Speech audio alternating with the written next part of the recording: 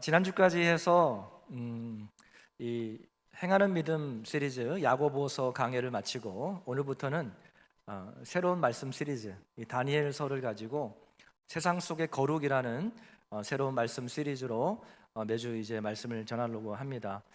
오늘 첫 시간인데요. 오늘 다니엘서 첫 시간이기 때문에 이 다니엘서의 배경에 대해서 잠깐 설명을 드리고 난 다음에 오늘 본문 속으로 들어가 보도록 하겠습니다.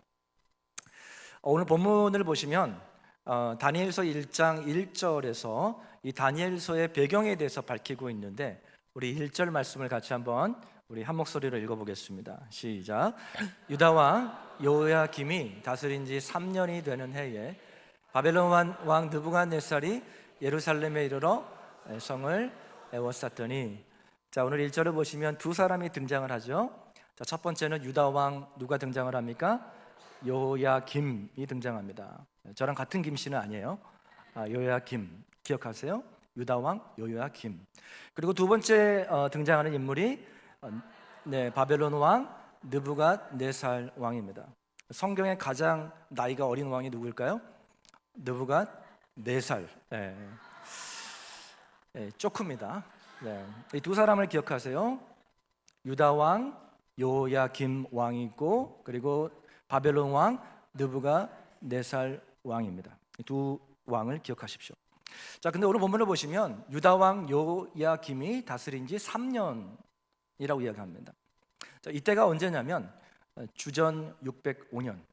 그러니까 바벨론 느부갓네살 왕이 첫 번째로 예루살렘을 침공한 때를 이야기합니다.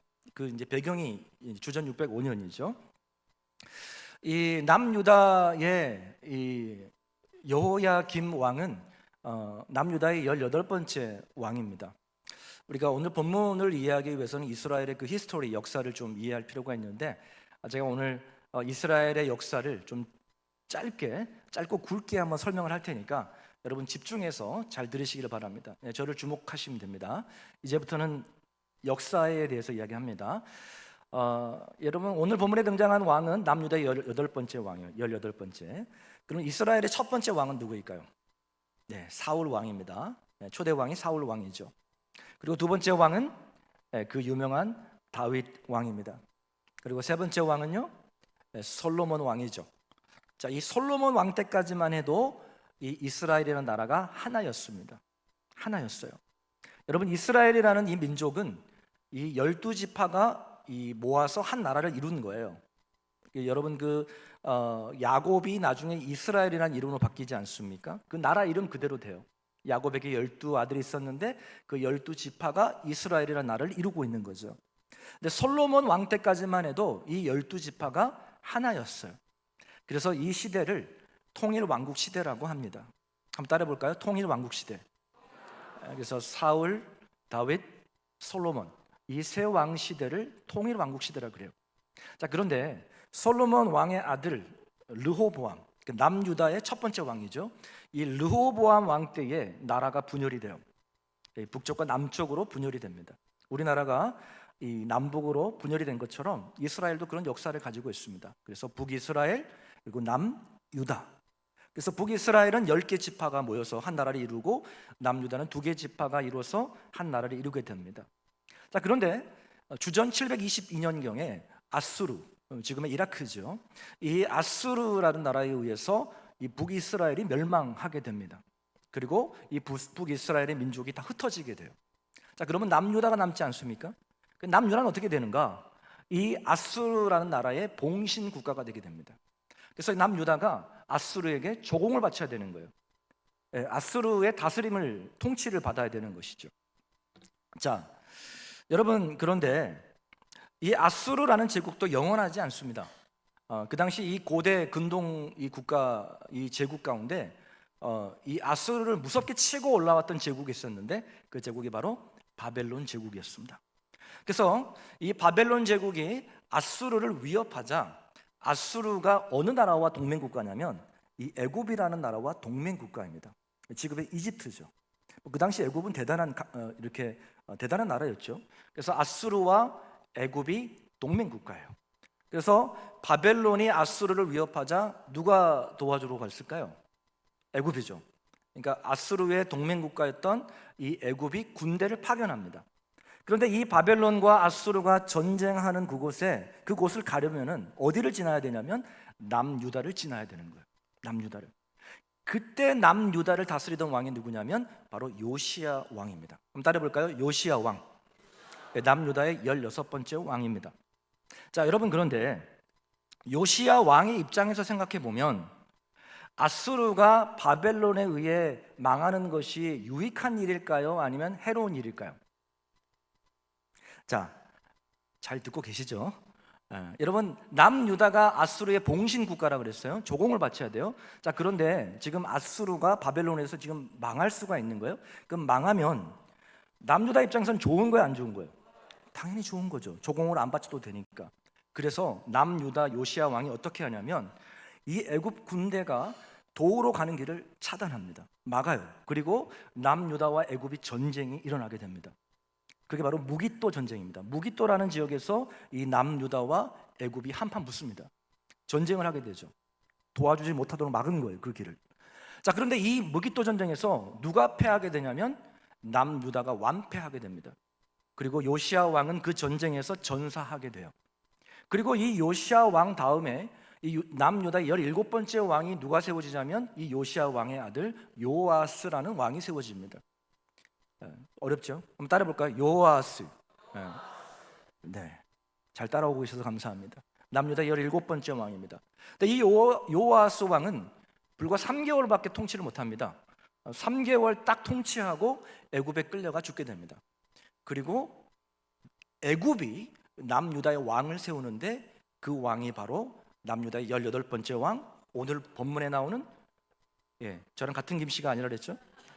여호야김 왕이 애굽이 세우게 됩니다. 애굽이 나라의 왕을 세우게 되는 거죠. 자, 그것이 오늘 본문에 나오는 내용이에요.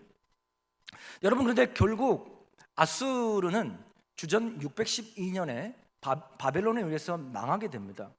그리고 주전 605년에 이 애굽은 이 갈그미스라는 그 전투를 통해서 바벨론에 의해서 완전히 망하게 돼요. 그래서 주전 605년에 이 바벨론이 고대 근동 지역을 완전히 다 장악하게 됩니다. 아수르를 무너뜨리고 그리고 갈그미스 전투에서 애굽을 무찌르고, 그러니까 완전히 바벨론이 그 고대 근동 지역을 완전히 장악하게 되는 거죠. 자, 여기까지 따라오고 계시죠? 네, 감사합니다. 네, 지금 여러분 세계사에 나온 이야기입니다. 자, 그런데 여러분 605년에 이 바벨론이 애굽까지 다 무찌르고 난 다음에 그때 바벨론을 통치하는 왕이 누구였냐면, 자, 성경에서 가장 나이가 어린 왕이 누구라고요? 느부갓네살. 느부갓네살. 진짜로 4살이 아닙니다. 외우기 쉽게 하기 위해서 하는 거예요. 느부갓네살 왕이 바벨론을 통치하고 있었습니다. 자, 애굽을 갈그미스 전투에서 애굽을 무찌르고 난 다음에 이 느부갓네살 왕이 첫 번째로 했던 것이 무엇이냐면 바로 예루살렘을 침공하게 됩니다. 한 번에 무너뜨리지 않아요. 이 3차에 걸쳐서 이 침공을 하는데, 첫 번째로 침공하던 그 시기가 바로 유다 왕 남유다 여호야김 제3년, 그러니까 주전 605년에 그 일이 일어난 것이죠. 그것이 오늘 본문의 배경입니다. 자, 그래서 이 바벨론 왕 느부갓네살 왕이 예루살렘 성을 에워싸고 이 첫 번째로 했던 일이 무엇이냐면, 자, 오늘 보면 2절과 2절을 보시면 그 일을 기록하고 있습니다. 우리 함께 2절을 같이 읽어볼까요? 시작.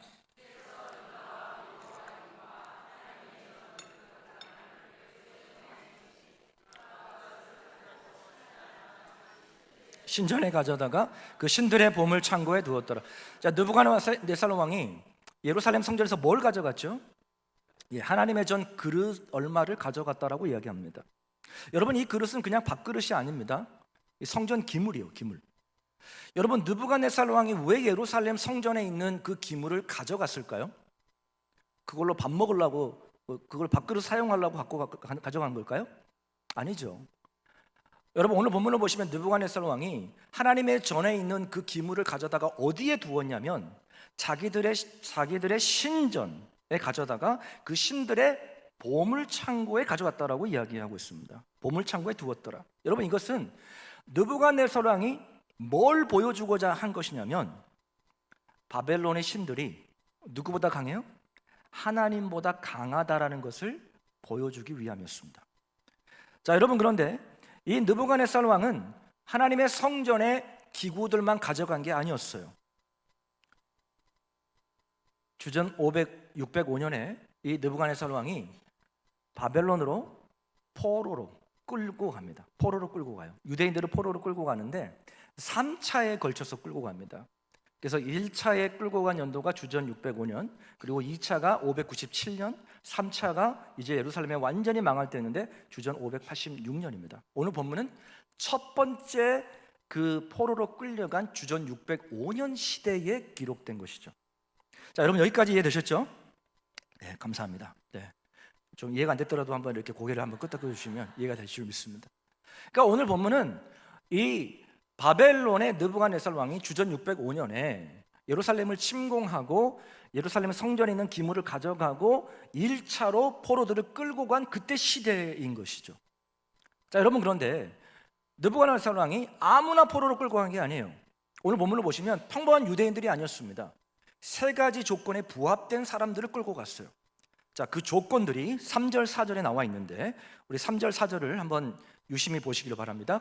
자, 같이 읽어볼까요? 시작. 왕이 환관장 아수브나스에게 말하여 이스라엘 자손 중에서 왕족과 귀족 몇 사람, 곧 흠이 없고 용모가 아름다우며 모든 지혜를 통찰하며 지식에 통달하며 학문에 익숙하여 왕궁에 설 만한 소년을 데려오게 하였고 그들에게 갈대아 사람의 학문과 언어를 가르치게 했다라고 이야기합니다. 자, 오늘 본문을 보시면 그냥 아무나 끌고 오는 게 아니라 세 가지 조건에 부합되어 있어야 돼요. 첫 번째는 3절에 보면, 자, 어떤 조건에 부합되어야 되냐면 3절 앞에 보여주세요. 자, 출신입니다. 저들의 출신이 왕족과 귀족 출신 중에 데리고 온 거예요. 출신, 특별한 출신이죠. 그리고 두 번째 조건은 뭐였냐면, 자, 그 다음 넘겨주시면, 자, 흠이 없고 용모가 아름다우며. 자, 그러니까 가문만 좋아서 되는 게 아니에요. 잘생겨야 됐습니다. 네, 잘생겨야 됐어요. 여러분, 옛날이나 지금이나 여러분, 이 외모지상주의는 변함이 없는 것 같아요. 그러니까 가문만 좋아서 되는 게 아니고 용모가 좋아야 돼요. 잘생겼어야 됩니다. 그리고 세 번째 조건이 뭐냐면 지혜를 통찰하며 지식에 통달하며 학문에 익숙한 사람. 그러니까 세 가지 조건이에요. 자, 첫 번째는 출신, 왕족 귀족 출신. 그리고 두 번째는 얼굴이 잘생겨야 돼요. 저처럼 잘생겨야 됩니다. 그리고 세 번째는 지식이 풍부한 사람. 그러니까 두뇌가 뛰어난 사람인 거죠. 이런 인재들을 데려다가 포로로 끌고 간 것이죠.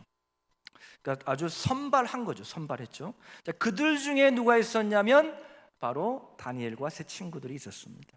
우리 6절 한번 같이 읽어볼까요? 6절 시작. 그들 가운데는 유다 자손 곧 다니엘과 하나냐와 미사엘과 아사랴가 있었더니, 여러분, 이때 다니엘과 세 친구들의 나이가 10대였습니다. 10대.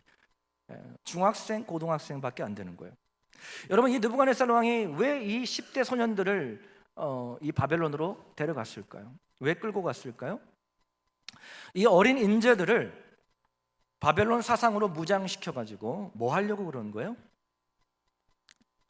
자기 사람을 만든 거죠. 훗날 그 자기 나라로 돌려보내서 다스리게 함으로 친바벨론 정치 세력을 심어 놓으려고 했던 그런 계획을 가지고 있었던 거죠. 쉽게 말해서 저들을 훈련시켜가지고 느부갓네살 왕이 써먹으려고 했던 거예요. 써먹으려고.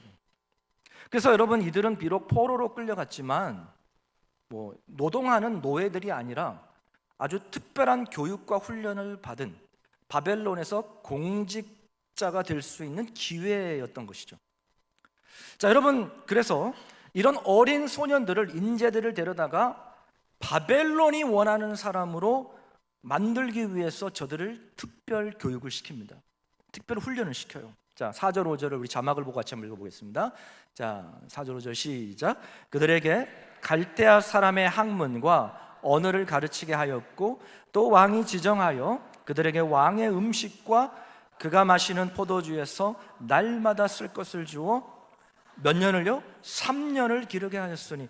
먼저 소년들에게 갈대아 사람들의 학문과 언어를 가르쳤습니다. 하나님의 말씀을 배우며 자랐던 저들에게 바벨론 학문을, 바벨론 교육을 배우게 했던 것입니다. 뿐만 아니라 저들에게 왕이 먹는 음식과 포도주를 먹게 했습니다. 여러분, 왕의 음식 먹는 거 좋은 거 아니에요? 그렇죠? 여러분, 왕의 음식을 뭐라고 하죠? 수라상이라고 그러잖아요. 진미, 왕의 진미. 여러분, 얼마나 좋은 거 먹었겠어요. 자, 그런데 이게 문제가 되는 거죠. 여러분, 유대인들은 아무 음식이나 먹지 않습니다. 왜냐하면 율법에 하나님이 먹지 말라고 금한 음식들이 굉장히 많이 있었어요. 근데 왕이 먹는 음식 가운데는 그 율법에 위배되는 음식들이 있었던 거죠. 뿐만 아니라 이 왕의 진미는 이미 우상들에게 바쳐진 그런 제물들이었습니다. 여러분, 그래서 여러분, 이 느부갓네살 왕이 그걸 알았을까요? 몰랐을까요? 당연히 알았죠. 그래서 의도적으로 더 먹게 했습니다. 더 요구한 거예요. 무슨 말이냐면 이 유대인들의 삶의 방식을 바꾸라는 거예요. 라이프 스타일을 이 유대인의 사고 방식에서 바벨론식 사고 방식으로 바꾸는 거죠. 그리고 여러분, 뿐만 아니라 이름까지도 바꿔버립니다. 이름까지도. 여러분, 지난주에 우리나라 광복 80주년 있는데 우리나라도 일제 치하에 있지 않았습니까? 그러면서 일본 사람들이 우리나라 사람들의 이름을 창씨 개명을 하지 않습니까? 여러분, 이름을 바꾼다라고 하는 것은 그 나라의 정체성을 바꿔버리는 거예요. 그래서 이 히브리식 이름을 바벨론식 이름으로 바꿔버립니다. 여러분, 이 다니엘이라고 하는 이름은 하나님은 나의 재판관이다라는 이름이에요. 근데 그 이름을 뭘로 바꾸냐면 벨드사살이라는 이름으로 바꿔버립니다. 그리고 그 세 친구들의 이름도 다 바꾸는데 하나냐는 여호와는 은혜로우시다라는 이름의 뜻이에요. 그런데 그 이름을 뭘로 바꾸냐면 사드락이라고 바꿉니다. 그리고 미사엘은 하나님과 같은 자가 누가 하나님과 같은가라는 뜻인데 이름을 메삭으로 바꿉니다. 그리고 아사랴는 여호와께서 도우셨다라는 이름의 뜻인데 그 이름을 아벳느고라고 바꿔버립니다. 그러니까 그 하나님과 관련된 이름들을 싹 바벨론의 신들과 관련된 이름으로 바꿔버리는 거예요. 여러분, 이처럼 이름을 바꾸고 바벨론식 학문을 가르치고 왕의 음식과 포도주를 먹게 한 것, 여러분, 궁극적인 목적이 무엇일까요? 뭐 하기 위해서일까요? 저들의 신앙을 버리라는 거예요. 저들이 그동안에 섬겨왔던 하나님 잊어버리라는 거예요. delete, 완전히 잊어버리, 완전히 저들의 삶에서 하나님을 완전히 지워버리기 위함이었습니다. 그래서 누가 원하는 사람으로요? 바벨론이 원하는 사람으로, 느부갓네살 왕이 원하는 사람으로 만들기 위해 저들을 특별 교육을 시킨 겁니다. 하나님을 의지하며 살았던 저들이 누구를 의지하기 위해서요? 이제는 느부갓네살 왕을 의지하기 위해서. 저들이 그동안에 하나님의 말씀을 기준으로 삼고 하나님을 중심으로 샀던 저들이 바벨론화 시키는 거죠. 바벨론의 기준을 가지고 따라 살게 하는 것, 여러분, 이것이 바로 바벨론식 교육이었습니다. 여러분, 그런데 요즘에 학교 교육이 정말 바벨론식 교육과 같습니다. 정말 반기독교적이고 비성경적인 교육이 우리 아이들을 얼마나 세뇌시키고 있는지 모릅니다. 여러분, 교육뿐만 아니라 문화와 모든 것들이 지금 바벨론화 되고 있어요. 무슨 말이냐면, 여러분, 그 넷플릭스 아시죠? 넷플릭스. 우리 아이들 넷플릭스 아마 청년들 아이들 좋아할 텐데, 여러분, 이 넷플릭스의 그 드라마나 영화를 보면 그 모든 요소마다 뭐가 들어가 있는지 아세요? 동성애가 들어가 있습니다. 넷플릭스 회사에서 그걸 정책으로 만들었어요.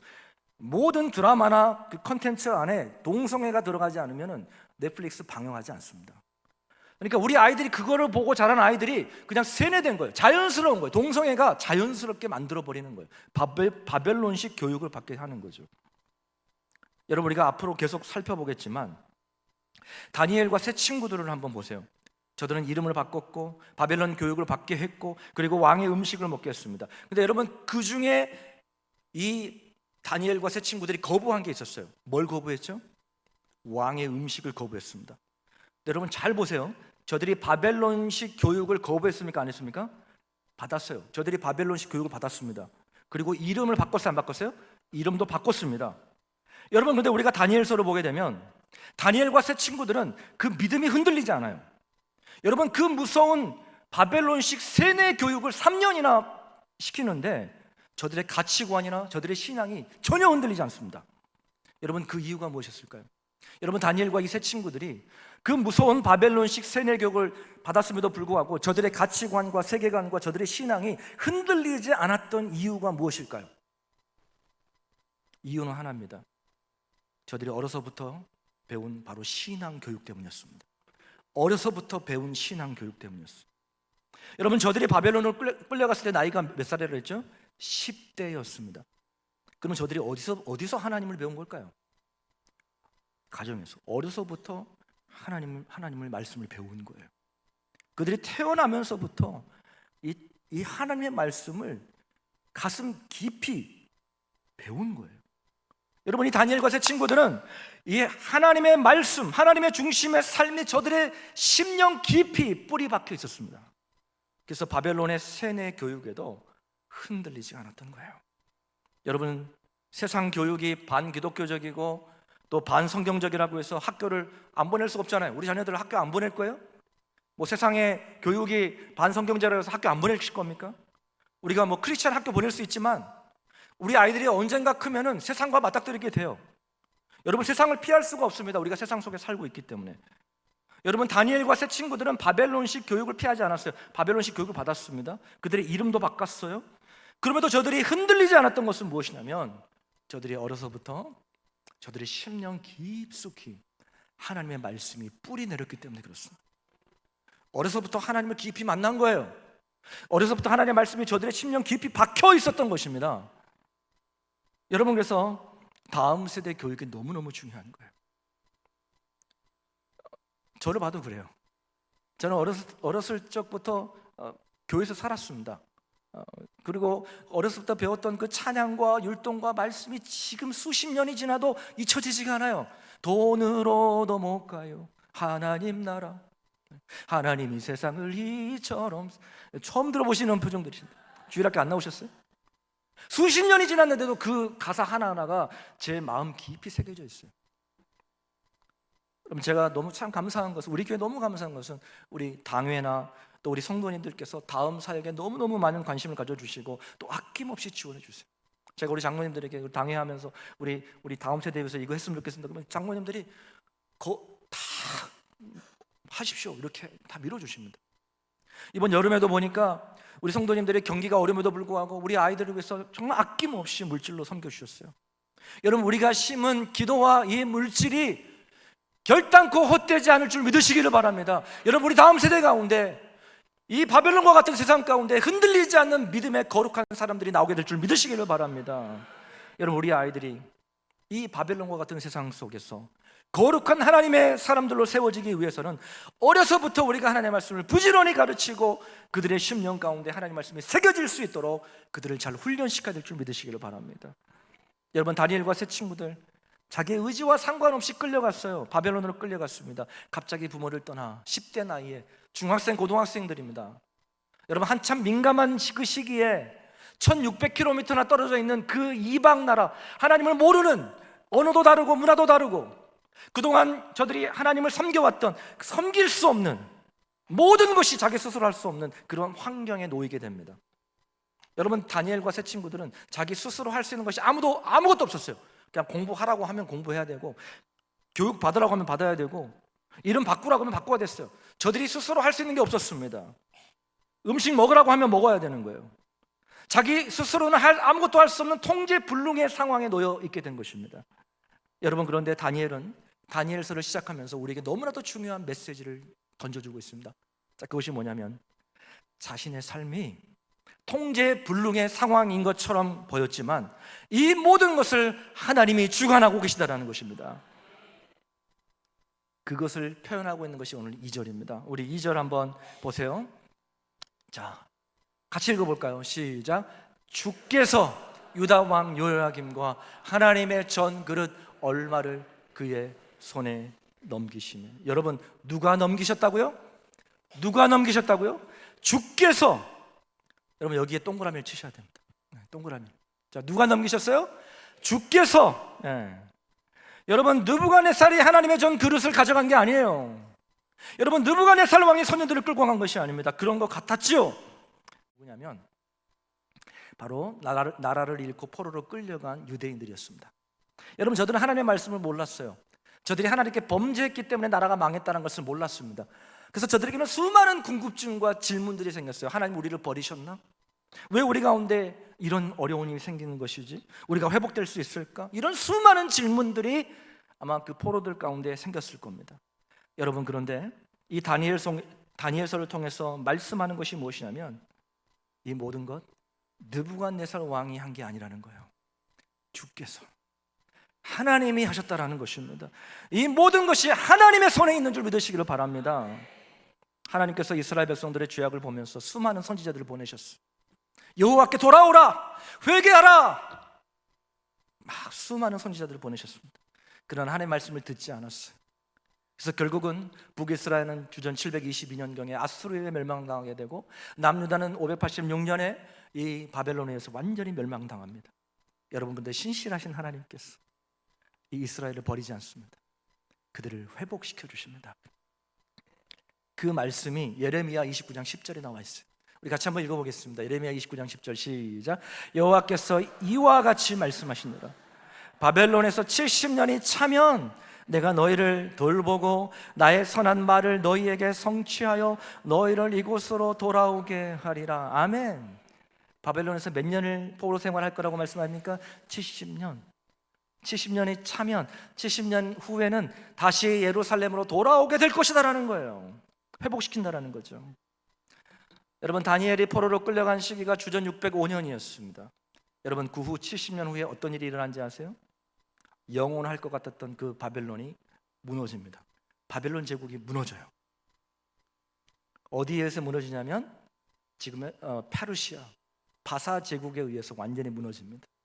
그리고 그 바사 제국의 통치하던 왕이 고레스 왕입니다. 고레스 왕. 여러분, 이 고레스 왕이 칙령을 내려서 이 포로로 끌려온 모든 유대인들을 다시 예루살렘으로 돌려보냅니다. 하나님이 약속하신 대로 포로 70년 이후에 하나님은 고레스 왕을 들어서 그 신실하신 약속을 지키는 것을 보게 됩니다. 사랑하는 성도 여러분, 여러분, 바벨론이 무너지고 페르시아가 등장하고 고레스 왕이 세워진 것, 여러분, 이 모든 것을 누가 주관하시는 거예요? 그렇죠, 하나님이 주관하시는 것. 여러분, 온 우주를 다스리시고 인류 역사를 주관하시는 하나님이 이스라엘 역사를 주관하시고 다니엘과 세 친구들의 삶을 주관하신 줄 믿으시기를 바랍니다.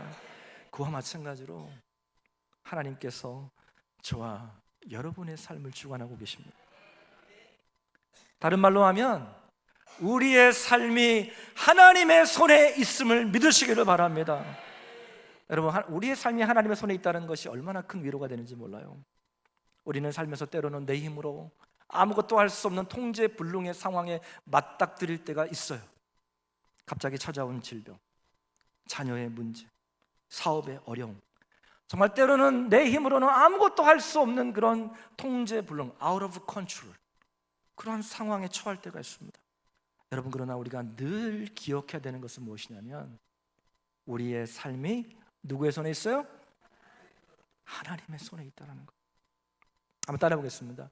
우리의 삶이 하나님의 손에 있습니다. 우리의 삶이 하나님의 손에 있습니다. 여러분, 하나님께서 바울에게 로마에 가서 복음을 전하라고 했어요. 여러분, 바울이 순종합니다. 여러분, 순종해서 로마에 가면 꽃가마 타고 가야 되는 거 아니에요? 그렇죠? 근데 아이러니하게도 바울이 죄수의 몸으로 로마로 끌려갑니다. 그래서 바울을 압송하기 위해서 배를 대절해 가지고 알렉산드리아호에 276명이 그 바울이 탄 배 타고 로마로 가게 됩니다. 여러분, 이거 실제로 역사적인 사건입니다. 근데 여러분, 바울이 탄 그 알렉산드리아호가 이 로마로 가는 길에 유라구로라고 하는 광풍을 만나게 돼요. 그 광풍이 얼마나 셌는지 이 배가 10일 동안 표류하면서 선주도 선장도 아무것도 할 수 없는 상황에 처하게 됩니다. 그 배에 타고 있던 276명이 죽음만을 기다리고 있었어요. 근데 여러분, 그 가운데 전혀 두려워하지 않은 사람이 한 사람이 있었습니다. 누구일까요? 바울이었습니다. 여러분, 바울은 왜 두려워하지 않았을까요? 이 모든 것을 누가 주관하고 있는 것을 알았어요? 이 모든 것을 하나님이 주관하고 계심을 알았어요. 우리가 그 어떻게 알 수 있냐면 하나님이 바울에게 직접 말씀하셨어요. 사도행전 27장 23절 24절을 보세요. 한번 같이 읽어볼까요? 사도행전 27장 23절 24절 시작. 그럼 내 섬기는 하나님의 사자가 어젯밤에 내 곁에 서서 말하되 바울아 두려워하지 말라. 네가 가이사 앞에 서야 하겠고 또 하나님께서 너와 함께 항해하는 자를 다 내게 주셨다 하였으니. 아멘. 하나님이 바울에게 직접 말씀하시다. 이 사실을 알았던 바울이 죽음의 공포 앞에서 두려워하는 그 276명의 사람들에게 뭐라고 이야기하냐면 사도행전 27장 25절 이렇게 이야기합니다. 같이 한번 읽어보겠습니다. 시작. 그러므로 여러분이요 안심하라. 나는 내게 말씀하신 그대로 되리라고 하나님을 믿노라. 아멘. 하나님이 다스리신다라는 거예요. 폭풍까지도 하나님이 다스리신다라는 겁니다. 여러분, 다니엘이 나라를 잃고 포로로 끌려간 유대인들에게서 다니엘서를 통해 하고자 하는 메시지가 바로 이거예요. 하나님이 통치하십니다. 여러분, 걱정하지 마십시오. 안심하십시오. 하나님이 통치하십니다. 여러분, 우리가 나라를 잃었고 우리가 비록 포로로 끌려왔지만 여러분 안심하십시오. 우리의 삶이 하나님의 손에 있습니다. 그거 이야기하려고 다니엘서를 쓴 것입니다. 사랑하는 성도 여러분, 역사의 주관자, 역사의 주인공 우리 하나님이십니다. 우리의 삶이 하나님의 손에 있는 줄 믿으시기를 바랍니다. 우리가 이 믿음을 가질 때에 우리의 삶이 어떠한 상황에 처했다 할지라도 이 세상 속에 거룩한 믿음의 사람으로 세워질 줄 믿으시기를 바랍니다. 아멘. 우리 함께 이 시간에 찬양하고 기도하도록 하겠습니다. 아무것도 두려워 말라. 주 나의 하나님이 지켜주시네.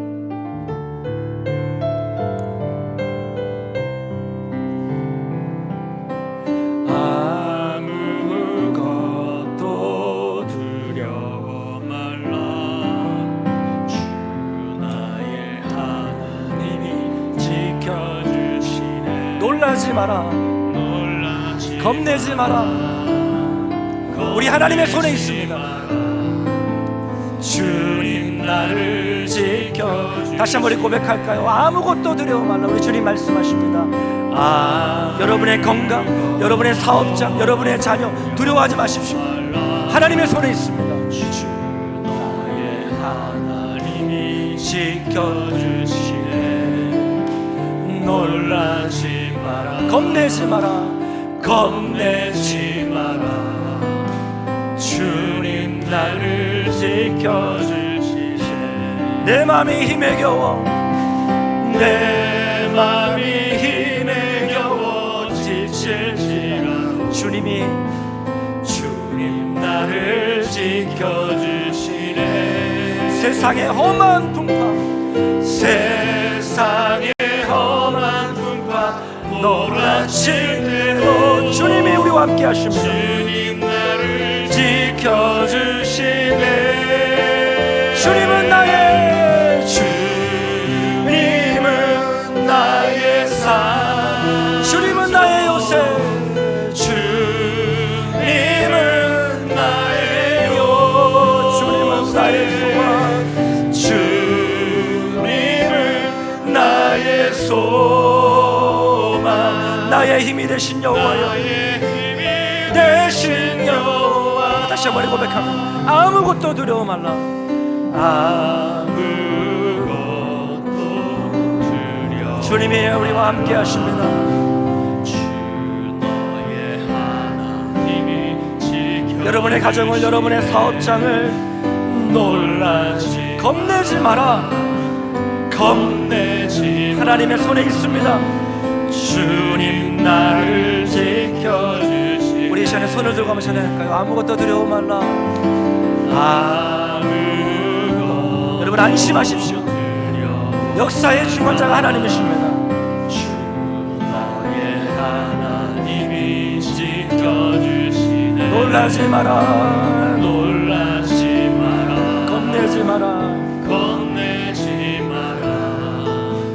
주님 나를 지켜주시네. 내 마음이 힘에 겨워질지라도 내 마음이 힘에 겨워질지라도 주님 나를 지켜주시네. 주님 나를 지켜 우리의 가정을, 우리의 자녀를, 우리의 사업장, 세상의 험한 풍파 몰아칠 때도 주님 나를 지켜주시네. 주님 나를 지켜주시네.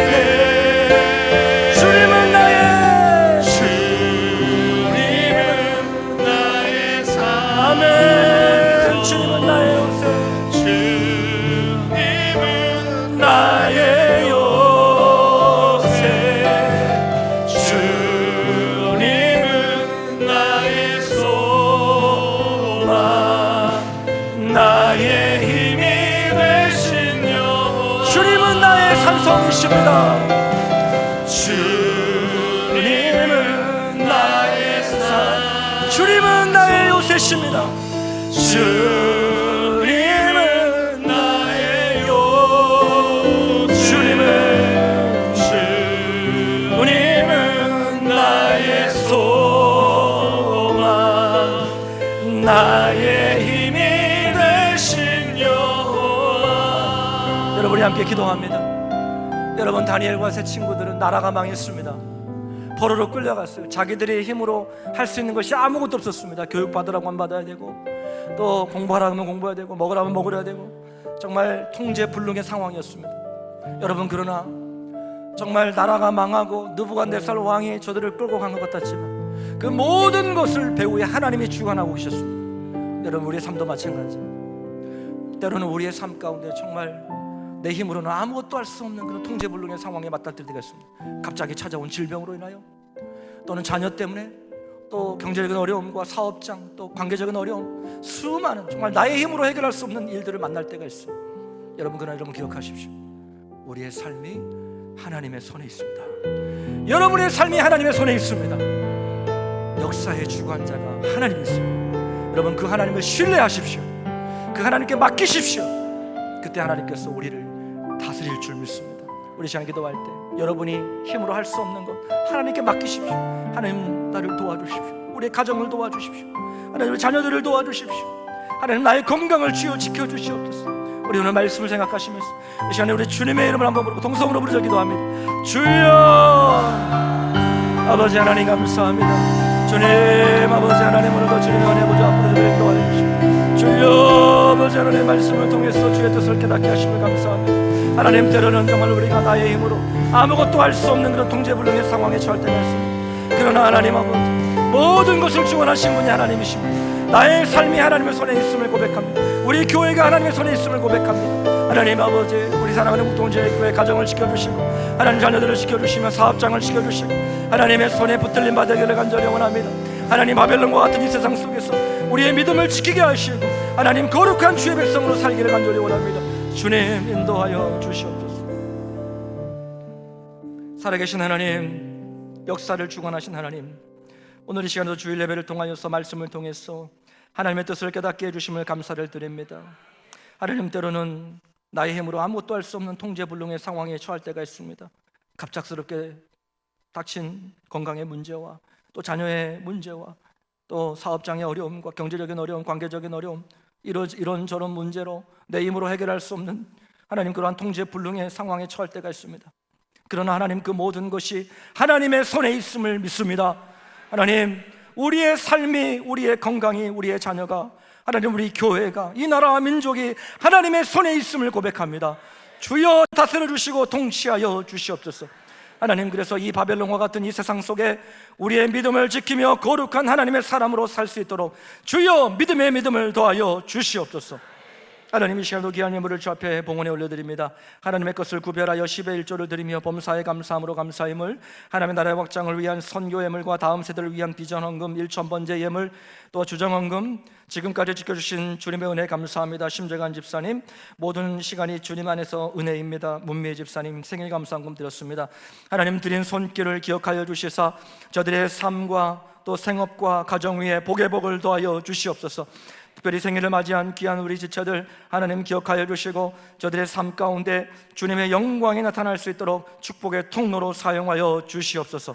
모든 영광 주께 올려드리오며 살아계신 우리 구주 예수님의 이름 받들어 감사하며 축복하며 기도 올리옵나이다. 아멘.